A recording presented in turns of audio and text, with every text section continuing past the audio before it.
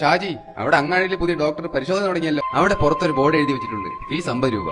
രോഗം മാറിയില്ലെങ്കിൽ 500 രൂപ തിരികെ തരുമെന്ന്. അത് കൊള്ളാലോ. നമുക്ക് പോയി കാണിച്ചിട്ട് രോഗം മാറിയില്ല എന്ന് പറഞ്ഞ് കുറച്ച് കാശ് തട്ടാലോ. എന്നാ പിന്നെ ആദ്യം ഞാൻ പോവാ. സൂക്കേട് മാറിയില്ലെന്ന് പറഞ്ഞ് ഒരു 500 രൂപ ഞാൻ അടിച്ചെടുക്കും. പിന്നെ നീ പോയിക്കോ. അങ്ങോട്ട് കയറി പോര്. എന്താ അസുഖം? ഡോക്ടർ, എനിക്ക് രുചി അറിയാൻ കഴിയുന്നില്ല. ഇത് വളരെ സിമ്പിൾ ആണ് സിസ്റ്റർ. ആ 20 നമ്പർ പെട്ടിയിലെ മരുന്ന് ഇയാൾക്ക് കൊടുക്ക്.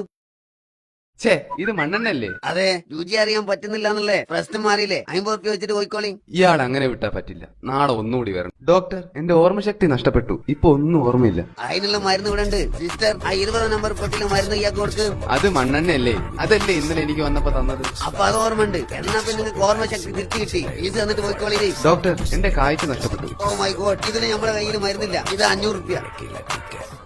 ഇത് 50 റുപ്യല്ലേ? ഓ ഗംഭീരം, നിങ്ങളുടെ കാഴ്ച ശക്തി തിരിച്ചു കിട്ടിയിരിക്കുന്നു. ഫീസ് തന്നോളൂ. ഞമ്മക്ക് പെരിയോന് ഞാനാണ്ട മൂത്തോന് നിക്കണ്ട കൊർക്കാന്